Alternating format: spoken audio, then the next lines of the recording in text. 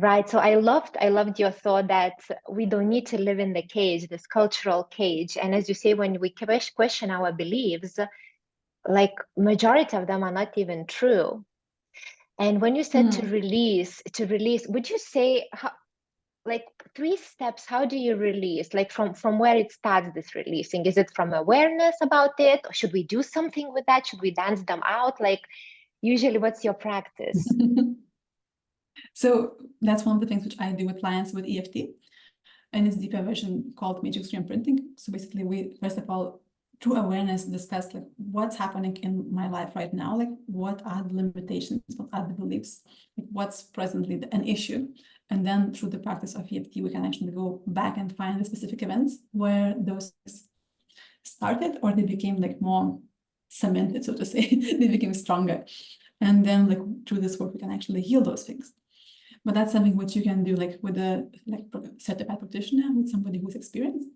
But otherwise, I would always say like, first of all, if you just want to kind of start with this on your own, first of all, awareness, because we cannot change anything unless we are aware of, like, you know, what's happening and what do we want to change.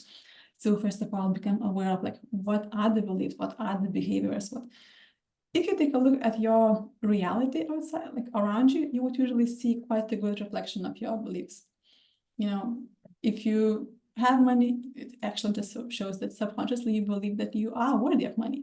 If you don't, there is something that's limiting you. Do you have a relationship? Do you have good health? Whatever it is, like usually just your outside world is a quite good reflection of like what's your subconscious beliefs. Because again, like consciously we have quite little power compared to how much our subconscious is guiding our life. So it's a pity if you're asking about like the design of our species, because we have like so many incredible ideas, but still like so the things which we have in subconscious, which we usually get like, as I said, like quite early as a child, they are like so much more influential. But if you want to just start changing your limiting beliefs, so awareness, first of all, journal, speak with the coach, speak with the friends, see like what's happening in your life, what do you have, what you don't have in your life, and become aware. I personally love journaling. Journaling is an answer to so many things because you can just like really uncover things, see things better for yourself, start journaling into the direction of how do you want things to be. So anyway, journal and become aware of like what are your beliefs. Then I said like it's also wonderful to really surround yourself with information which is saying that something else, something opposite is possible. So that's what I did like when I wasn't yet an EFT practitioner. I was just like going through all the workshops, courses, listening to podcasts nonstop. So I wanted to be an entrepreneur, and none of people in my family are. So it was something like, you know, I had to kind of put myself in a different, so to say, reality and change my thinking and change my behaviors, change my expectations. So I was just like constantly for a few years, like just surrounding myself with all the information that this is possible, this is how people do, this is how they feel, this is how they think. And repetition is another thing which changes our subconscious perception. It takes longer, but it's also like if you will repeat something over and over, it will become subconscious. So if I will hear like constantly that, you know, it's possible to be an entrepreneur, at some point I will feel like, of course, it's possible. If I listen to this like so many times and I've seen people doing it so many times, it will become my, let's say, new normal. So repetition. And we need action. We also need action. Even if we don't do like inner work, which I would highly recommend if you can find support, it's just gonna make things so much easier. But still, like just through action, we can like bust through our limitations. It's gonna take like more courage, more discomfort, but actions are the things which in the end, like, you know, they also grow our confidence and they change what kind of results do we have. So seeing again, like how, like what do you want and how do those people act, how do they behave, and start to kind of emulate small steps of how they actually behaving. And seeing that, okay, if I can do this step, can I do the next step? Can I do the next step? Can I like really change my personality through small actions? I always suggest starting small because the bigger the change, the more uncomfortable it feels and the more we likely will sabotage ourselves. But if we set like a really tiny goals, then it feels safer and we can actually make it happen. So in my opinion, it's much better to just start slowly and start small, but be consistent and grow over time instead of like, I will overhaul my life tomorrow or next year, and like set really big, scary goals and then like start and completely like abandon it. So if you like just in this case, like reading about habits, for example, like there's a wonderful book called Atomic Habits, and just implementing things really like in a small, even kind of like funnily small way. Let's say if you want to exercise, can you exercise for 5 minutes a day? I know it's ridiculous to even like change for 5 minutes, change your clothes, but it's something which you can easily do. And there is not so much resistance to it. And if you would say like, I want to be healthy and I want to exercise like 3 times a week for 2 hours, chances are like if you're not doing it already, it's going to be difficult. And at some point you will just completely abandon the goal. So start small and like really, really steady. These things could really help.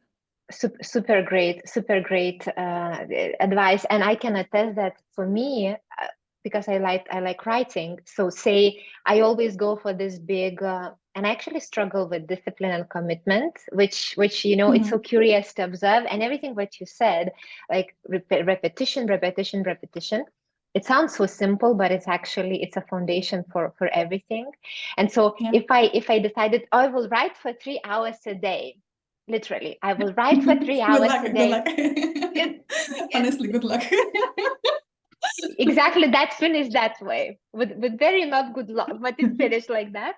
Then I was okay. I will start writing 1 hour like nonstop a day. And I started writing, and I see that this 1 hour is dragging so much, and the resistance, like tons of, in general, resistance is there because the change to write, it's already resistance. But for 1 hour, and then I was sitting and thinking, right, and no, actually 30 hours. So there is resistance to sit and write. That starts from there. But 30 minutes feels doable. So it's not so ambitious, but it's doable. So actually, it's what you said. It's so true. So I started doing for 30 minutes, and something inside changes because you keep promise to yourself. Huh? You keep this commitment to yourself. Grows. And the more your confidence grows, then you can expand your goal. Because I usually say my clients like in coaching to even set like ridiculously small steps. I mean, the goal which we set like for 4 months is usually big and scary for them. But the action steps, like when we meet each week and we see like, okay, what have you done? Like how has it been going? I usually try to set them like really small, ridiculous goals. Like, can you do this small thing, but daily or like whatever makes sense to just start and to build your confidence. Because as I said, like once you really keep the promise to yourself, you start to kind of like walk taller, you start to feel better, you start to be more confident, and then you can like extend the goal. And it's also a wonderful thing, like when you start building the habit and you do it like in a very like short amount of time, usually you end up wanting more. You end up not resisting the thing that you maybe like an hour of writing can be like really difficult for some people. Many people. And like you would end up like kind of exhausted, frustrated, like disappointed, maybe it didn't go the way you desired. And next day, like your desire to write again is kind of like much lower. But if you did like I don't know, 5 minutes, 10 minutes of writing, the chances are that you would be like starting with no resistance and also ending in a place where you would actually, I want more. And the next day, like you are more inspired to do it again and again and again. So it's much easier in my mind to like have a small goal, as like a small step to do, and then like extend it if you want, and feel even more confident because you actually did even more than you should have done, rather than like set a big action step, not do it and feel all the negative emotions, all the guilt, all the shame, all the frustration that actually I failed. I want to drill that to myself and to everyone who's listening, that small tiny steps, because our mind, if we want change or if we want some desired results, or how do I want to feel, our mind build this most ambitious goal ever, like myself, writing almost 7 days in a row for 3 hours each day. And then, it's complete disappointment, also kind of confirming the belief, oh, I'm not capable of doing that. I feel stuck, and then it spins all those beliefs, like kind of, exactly. And then it's kind of, this analysis paralysis, you don't do anything. Yeah. And then we look back at our lives and thought, oh, but I wanted to try this, I wanted to do that, but kind of I see, but I tried and it didn't, I didn't succeed. So I think we so undervalue, as you said, the power and the force of smallest step possible each single day, and then how much it accumulates, it really pushes you through the roof that you didn't even. So yeah, as you said, repetition, small steps. Basically, we just set direction, you know, and if we go on the right direction and small steps, we will still get there. And usually, like the more confident we become, the bigger the steps become over time. But it's very important to what kind of direction are we going, like, and we can really just choose the right direction and start very, very small, but we will get there.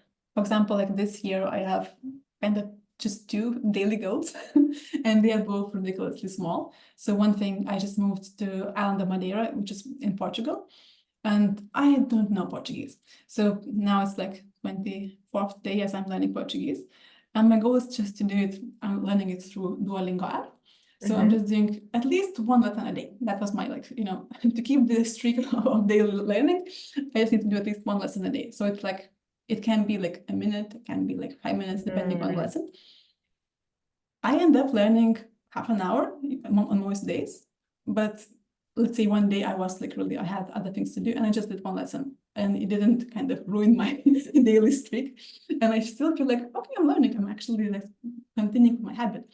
But what I mean, like, you know, it's not, I don't require much from myself with this goal, but actually the consistency makes me feel much like confident, much more happier. And in the end, I do end up doing more because it's fun. And similarly, I set a goal to do breathwork daily because there were like, maybe like 2-3 years ago, I used to do lots of breathwork and it's a wonderful practice, but it's also sometimes hard and I have certain resistance to it. And usually like my practice used to take like half an hour or an hour, so it's quite long. And I said, like, this year I want to go back to breathwork, but I feel like such resistance to do it like for an hour. So I said, like, I will just do like 5 minutes at least. And then I will see, like, you know, there are also like, I allowed myself to do like different breathwork practices over this year, just explore, you know, which one I like. And now I'm doing it like for 5 to 10 minutes. And I see like my resistance kind of dissipates. And I'm starting now to be like more looking forward to the longer practice. And I know I will get there this year. But again, like, it's not like a huge, you know, I have to push myself and I have to do it for an hour. Like, no, actually, I just need to be consistent. And like, the more consistent I become, the more confident, the better I feel. Amen to that. And I would like to still, I think we have some like 14-15 minutes together. And I would like to have like 4-5 minutes, a bit of tapping demonstration for people at the end. But so like couple of shorter questions to you. Do you think you're a weird personality and person? Strange, weird. And so a few points, how? First of all, I think we are all weird, if we are honest. Like, we are all so vastly different and we are all freaking weird. But agreed. Of course, I feel like I'm weird. Like, I'm super multi-passionate, and for many people, that's already weird. That I like really dabble into many things, and I find like you mentioned mandalas. I was like super passionate for 2 years, then the passion left and I just left the project. Like, for some people, it's like, why? It was going well, like you started, and I'm like, passion is gone, like my passion is now somewhere else.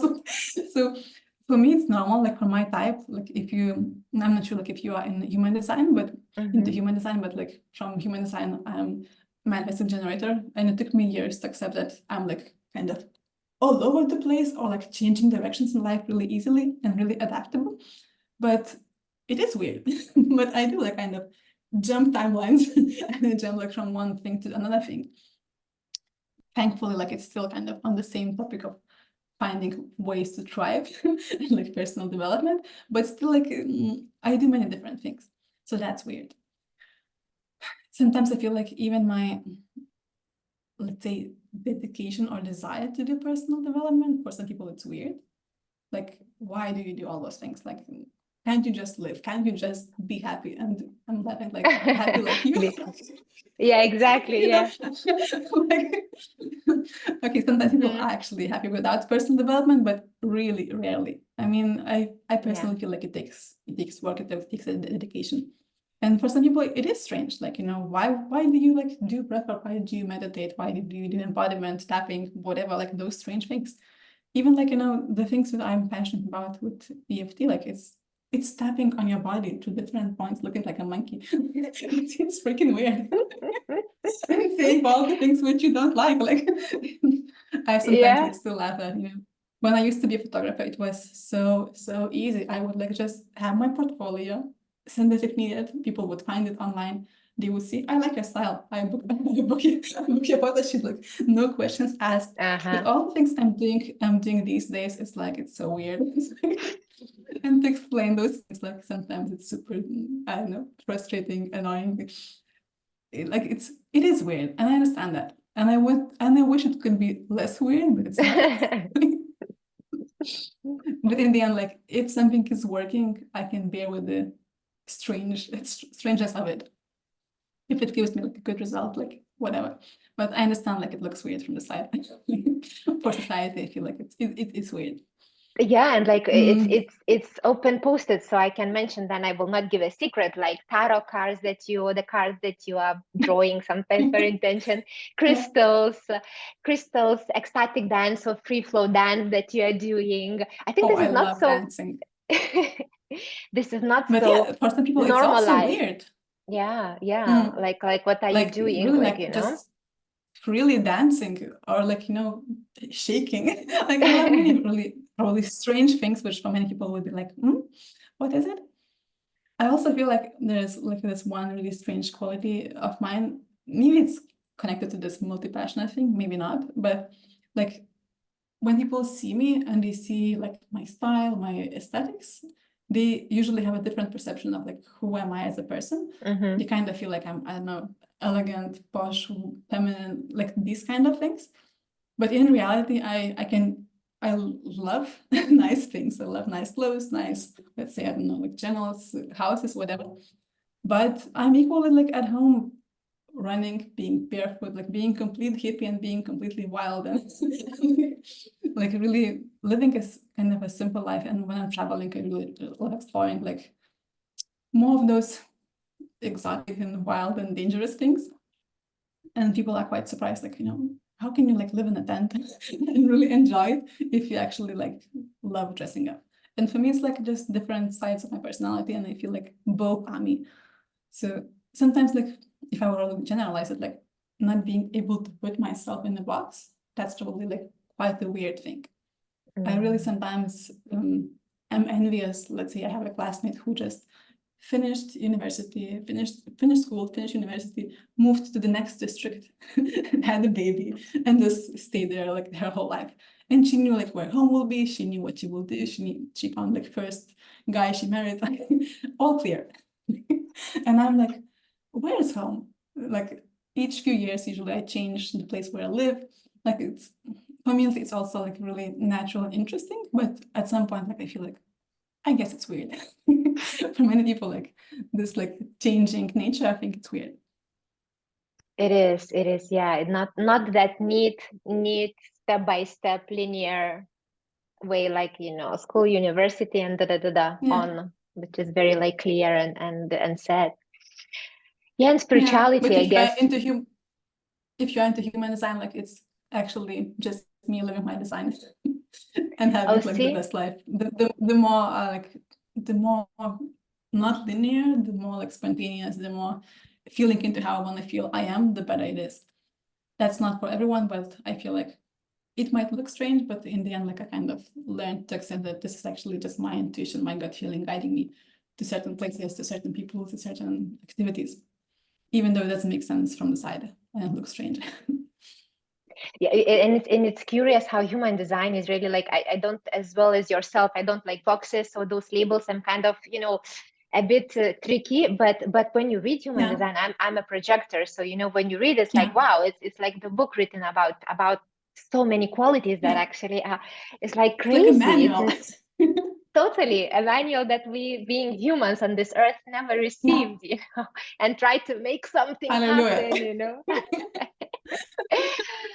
Oh, Lina, I would talk to you because you touched upon like intuition and so many interesting really things that would be so nice to explore, but I know that you also need to go. So I'm leaving now in your hands. If you 5 minutes, 4 minutes, 6 minutes, whatever you want before we completely round out our session. Let's do a bit of a demonstration for people if now they want just to try it out, you know, who never perhaps tried it out or who did some practice. Just to have it as a tool at home. It's so simple, it's so available and accessible. So let's show people. So you can choose basically any kind of topic for EFT. That's the blessing and the curse, because oftentimes people say like, then I don't know where to start. But maybe first of all, let's just go through the points, because points are the, let's say, the foundation. The more you know where the points are in EFT, the less you have to think about them. And then you can just focus on the internal feelings, thoughts, sensations, which you want to release. So what we're doing in EFT, we actually whatever we are saying, in the end, like all the negative things which you will be saying, we are releasing them. So never be afraid, like when you're tapping, say the negatives, we are not attracting them, we're not manifesting them. We are just like, imagine spring cleaning. Like if you open the drawer, when you're doing a spring cleaning and you see, oh, there is like some kind of mess, dust, whatever. So you did not create the mess and the dust when you opened the drawer, it was there. You just like saw it by opening the drawer. So similarly, like with EFT, what we're doing, we are just metaphorically opening that drawer and we're seeing what is inside me. Like, what am I feeling? What am I afraid of? What am I thinking? And we are clearing those things out. So that's, I think, one of the foundational things to know in EFT. Like, never be afraid of negativity and saying all the most, like, even illogical, vulnerable things. But if that's true for you, if you feel like this is something which I feel and it's negative, say it out loud in EFT and clear it. And the clearing part works through tapping on certain points, which are meridian points from Chinese medicine. So you can use both hands, the right hand and the left hand. Usually as a right hand person, I mostly use the right hand, but you can always change the hand or switch in the practice. And the points are always like going in the same sequence. So we're always starting at this point, it's side of the hand, and just lightly tapping.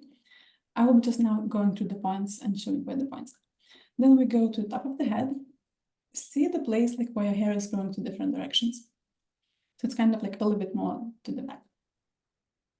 And in practice, we're always saying a phrase, tapping on the point, and after we say a phrase, move to the next point. And the next point is the eyebrow. If you would extend either of your eyebrows a little bit towards the center, that will be the point. And then we're going always downwards. So from this point, we go a little bit more down. If you would extend your eye horizontally, that's the point. So if you're wearing glasses or if you're having a bun, these are two things which are really like not suitable for tapping. And then we're going further down. And in this case, if you would extend your eye vertically. So we're tapping under the eye, on the bone here, just with a few fingers, slightly touching.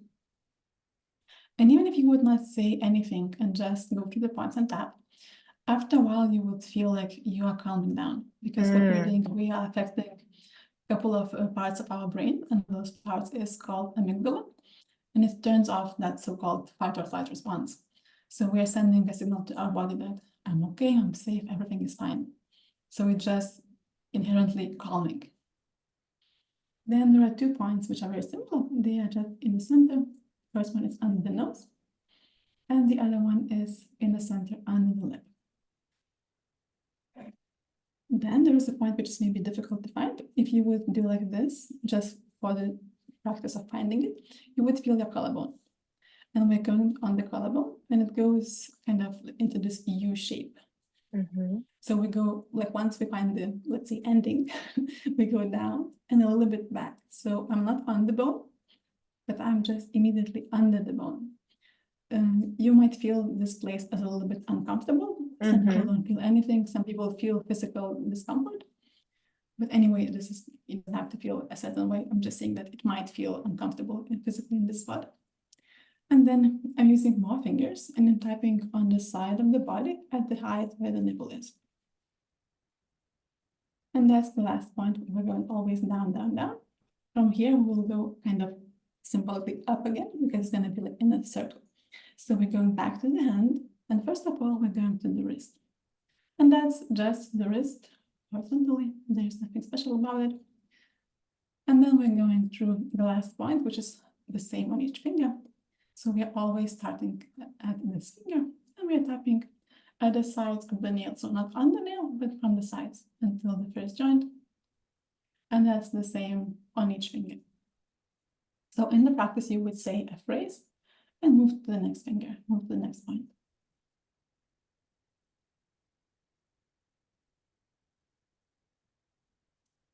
Maybe the easiest thing, which probably would be like beneficial to all of us, is just like general stress, which can take like a really short amount of time and just as a demo.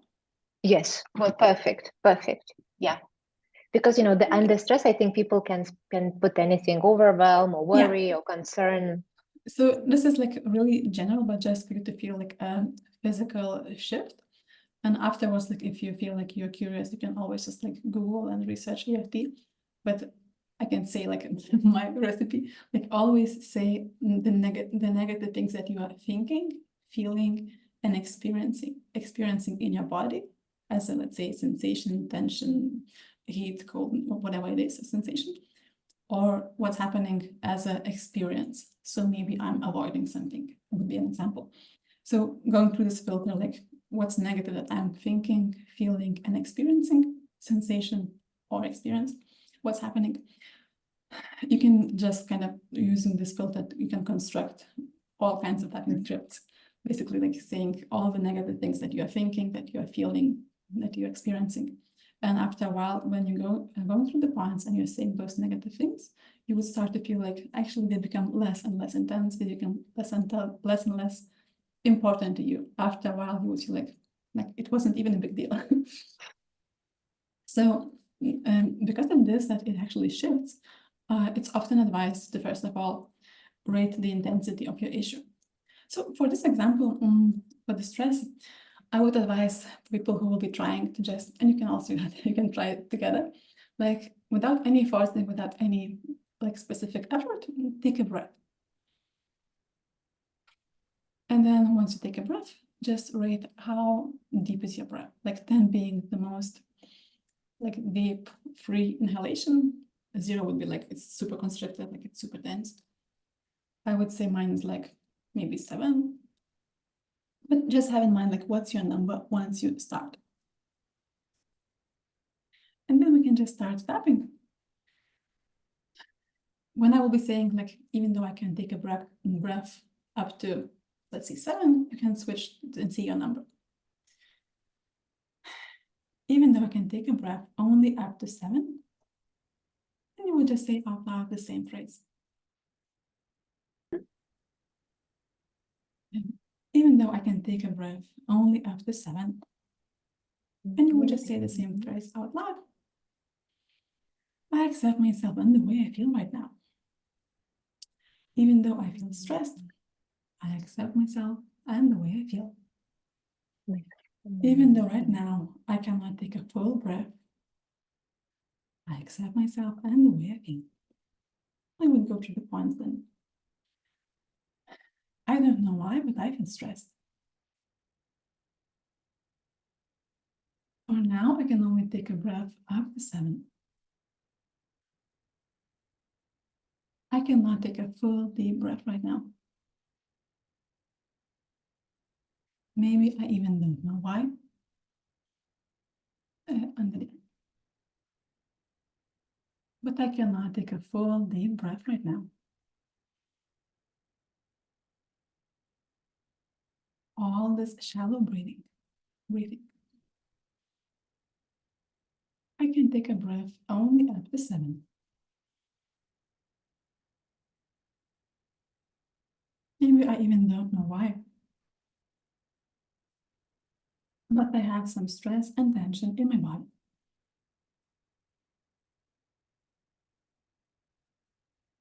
I experience some stress and tension in my body.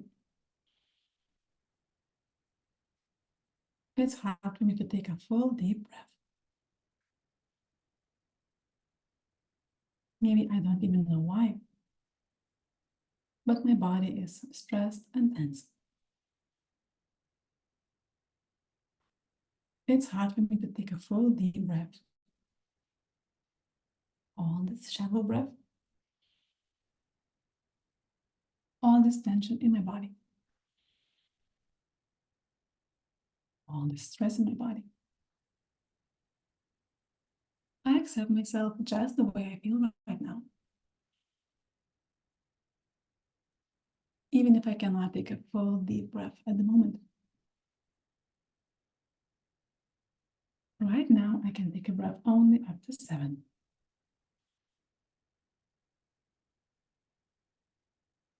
I feel the stress and tension in my body.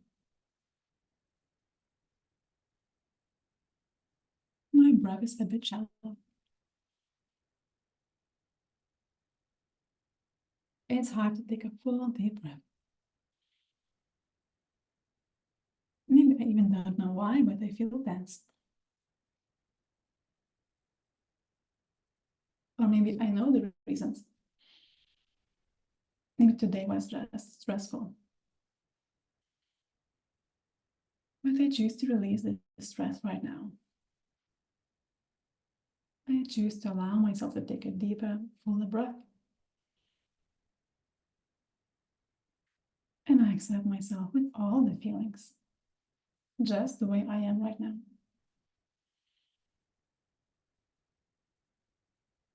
For a moment, just again, like take a breath, again, without any forcing. I would say mine is maybe now like 8. How's it going for you? Yeah, it was 7, the same as yours, and now I would say like 9. Even during the tapping, it like came way deeper breath, like a sigh. Yeah. So it's just like a very tiny demo, but basically I love this demo because it can easily be felt. Like it's so strange, but actually when we are stressed, we are like more tense and our breath is more constricted, more shallow. And the more relaxed we are, like the more open we are, like the deeper is our breath. So it's something which can be really felt easily just after like, a few minutes of tapping. It's very different from what we're doing in the sessions, I must say, because we're using the same tapping points and we're still like focusing on the negatives and releasing those. But it's in the sessions, like it's very specific about like specific past events and like seeing yourself in those past events and clearing those particular memories. You can obviously like you cannot do this with the group because like the way you do it in one session, you actually guide the person to their specific past. But still, like as a general thing, you can guide people through, let's say, stress or anxiety or things which many people can relate and many people experience in the same way. So it was like just a tiny demo that you can actually just tap a little bit, and you yourself, with the power at your fingertips, can change how you feel quite fast. And in the same way, like the deeper it goes, like the more you explore it, you can actually change how you think, how you believe, how you feel, or like on a more subconscious level. Thank you so much, Lina. It really is when I had sessions with you, so we went deep into the beliefs or the patterns that were playing out for me. And then afterwards, when I was repeating, even as you say, sometimes even without not saying, but stress usually comes when I'm in my head and the thoughts are just, boiling around. Running around. Even by doing that, I kind of land more in my body. And by just thanks to that, some of the stress just dissipates, it goes away. Absolutely. And then thank you so much. Nowadays there are quite many like even like scientific studies, because EFT is trying to become like a really legit therapy, and they are like exploring it even like more with years. So you can like just also look up those scientific studies, and it's like it's in the end like it always is calming. It's always releasing stress. You can focus on like many different specific aspects, but on the very baseline, like it's just releasing stress. And at that level, you can just like easily learn to do it yourself, just to like manage your stress levels, manage your emotions. It does when it really comes to changing beliefs, like it's much more like in-depth work, but like managing emotional state, even like for many years without studying it as like a practitioner, I would just use it as on my own, like to just manage my emotional state, because I found it already like to be so because let's be honest, like during the day, like we usually go through all kinds of things, and we can use we could use like a tool to just manage our emotional state, manage our stress levels. Yeah, and the biggest proof is like how you feel. So I really encourage everyone to try it out. Sometimes it looks too simple to be good, but actually I think the genius is in the simplicity of that. And it works each single time. Like to more or less, you know, the continuum, but it really works each single time. Yeah.